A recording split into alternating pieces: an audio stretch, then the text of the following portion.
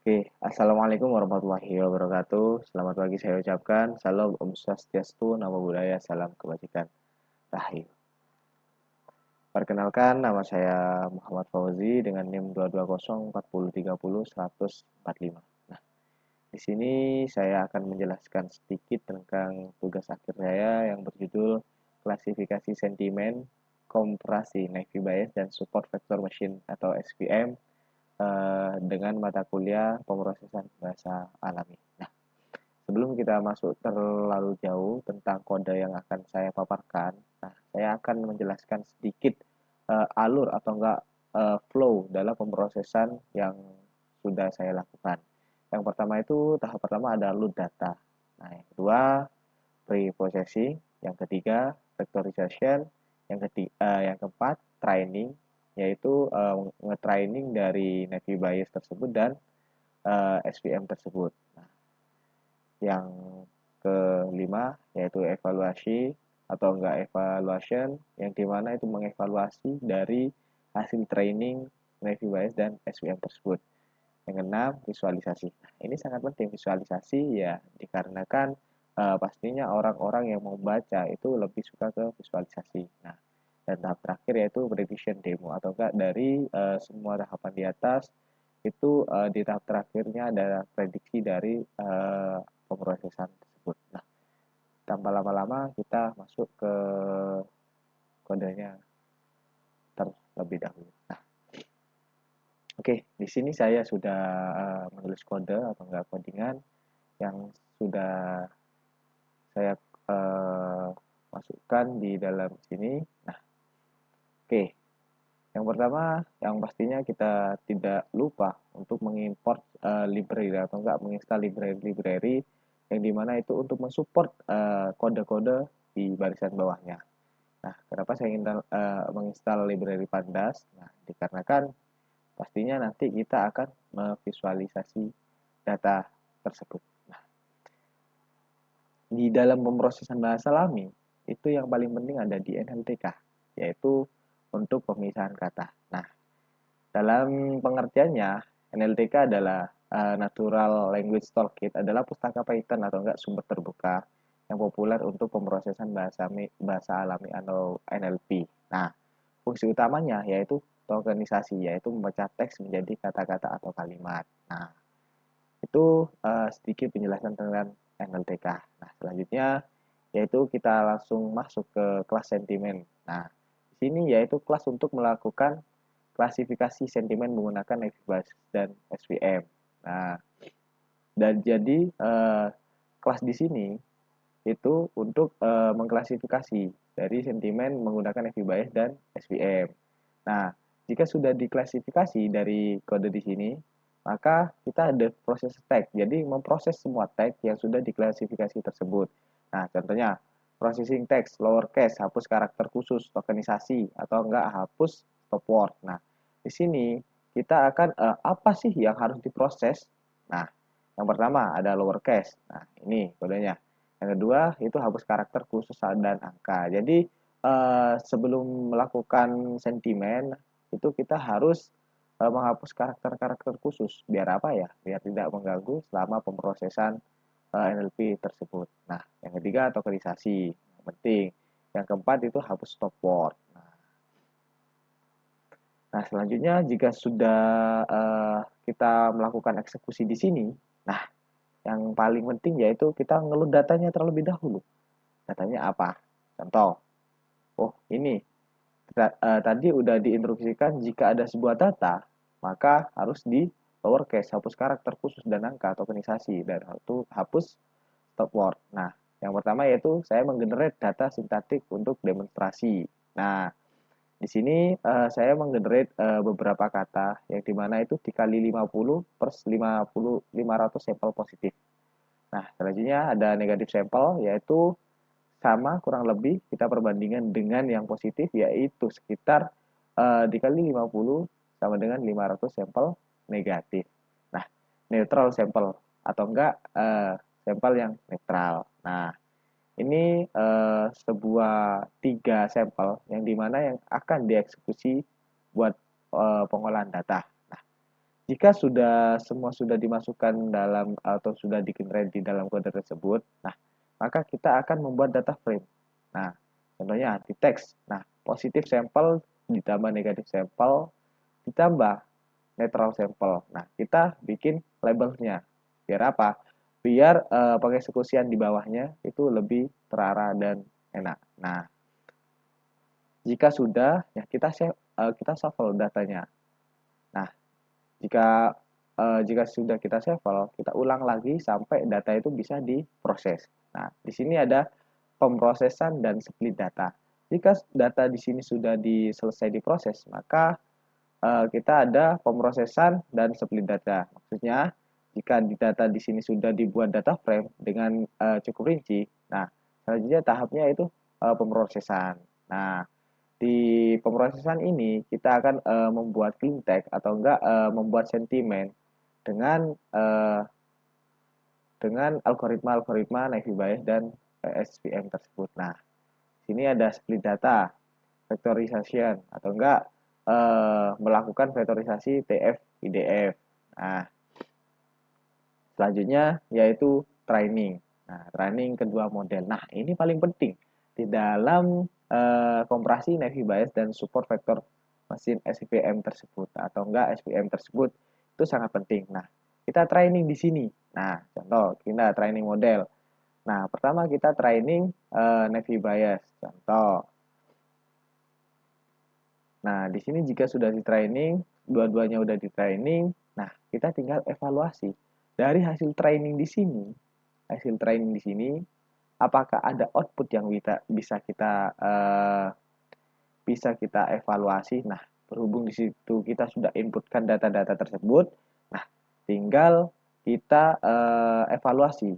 Di sini ada evaluasi Naive Bayes terlebih dahulu. Nah, di sini ada kalau dievaluasi itu ada training accuracy, testing accuracy, dan classification report. Nah, hasilnya apa di sini? Nah, hasilnya result Naive Bayes. Nah, yang pertama training ACC, tes ACC, prediction. Nah, kita ada di sini ada prediksi, precision, recall, dan F1. Nah, selanjutnya, nah di sini juga di SVM nggak jauh beda dari penjelasan di Naive Bayes tersebut. Nah, outputnya, resultnya bakal seperti ini.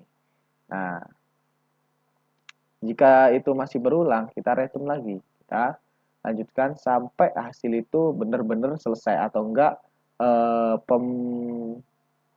pengevaluasian tersebut benar-benar selesai. Selanjutnya yaitu visualisasi dari hasil evaluasi. Nah, kan nggak etis kan jika kita sudah menggunakan data, tapi tidak kita visualisasikan. Nah, kan kurang enak gitu. Oke, nah jadi selanjutnya fungsi dari library pandas tersebut yaitu untuk memvisualisasikan. Nah, yang pertama yaitu compression bar chart, yaitu isinya kurang lebih tes ACC, precision, recall, dan F1. Tuh. Nah, bisa dilihat di sini untuk kodenya. Untuk evaluasi kurang lebih ya kita banyak menggunakan evaluasi-evaluasi yang sudah ada di library pandas tersebut. Oke.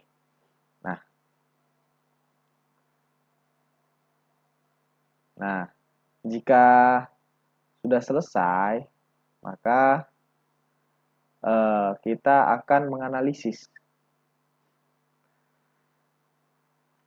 dari hasil visualisasi tersebut. Nah, jika sudah dianalisis, apakah ada pemrosesan bentuk kata baru? Nah, pastinya ada. Nah, oke. Nah, biasanya di ringkasan model atau enggak ringkasan cover model, ini Naive Bayes akurasinya berapa, presisinya berapa, recall-nya berapa, advance score-nya berapa. Dan begitu juga di SVM. Nah, model terbaik Naive Bayes, result Naive Bayes, tes ACC, result SVM. Nah, apakah model terbaik itu dari Naive Bayes atau enggak yang lainnya? Nah, kita tidak tahu kan? Nah, nanti kita lihat di outputnya. Nah, jika semua sudah dianalisis, sudah dievaluasi, dan sudah divisualisasikan, nah, kita tinggal pemrosesan kata baru. Nah, prediksi sentimen untuk teks baru. Nah, cara mengeksekusinya gimana? Yang pertama, itu ada inisialisasi classifier. Yang kedua, kita load data lagi.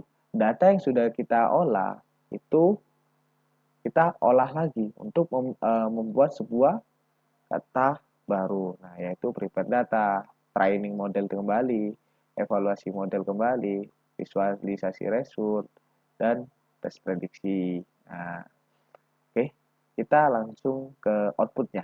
Nah, di outputnya untuk distribusi kelas sentimen yang saya katakan yaitu ada 500 untuk positif, negatif itu ada 500 dan netral ada 300.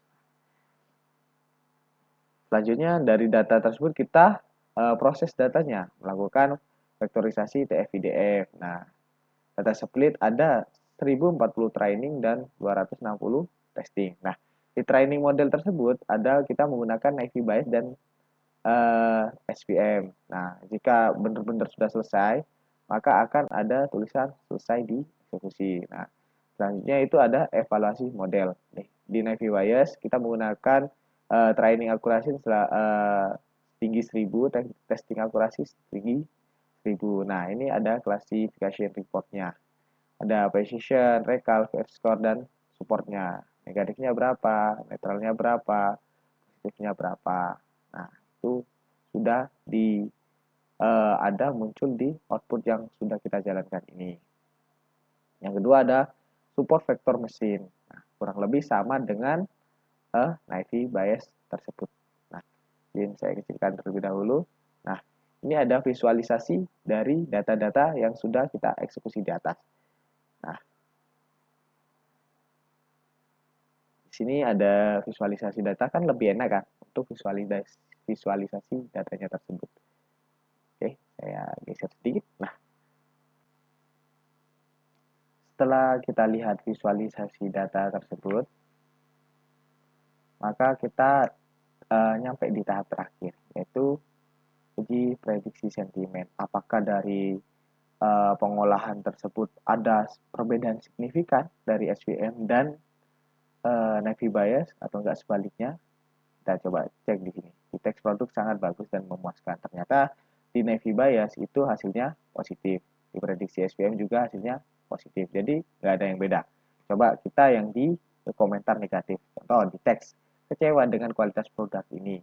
Prediksi Naive Bayes negatif. Prediksi SVM negatif juga. Sama. Nah, selanjutnya di bagian netral. Teks biasa saja tidak istimewa. Prediksi Naive Bayes netral, prediksi SVM netral. Jadi dari hasil evaluasi tersebut menunjukkan bahwasanya dari model-model ini Naive Bayes dan SVM tersebut tidak memiliki perbedaan yang jauh. Jadi setelah dianalisis semua, tadi ini adalah hasil dari perbandingan performanya di analisis komparasi. Nah, di aspek akurasi, Naive Bayes 92%, di SVM 94%. Untuk pembangunannya ya SVM lebih cepat 2%. Gitu. Training time sangat cepat, di SVM sangat lambat, di bisa dilihat di sini adalah perbandingan performanya. Jadi dari keduanya ini aturannya tidak ada perbedaan yang jauh. Tapi dari hasil perbandingan ini menunjukkan bahwasannya ada beberapa aspek yang dimana kadang itu lebih tinggi Naive Bayes dan kadang lebih tinggi dari SVM. Mungkin itu saja dari saya. Sekian, terima kasih. Wassalamualaikum warahmatullahi wabarakatuh.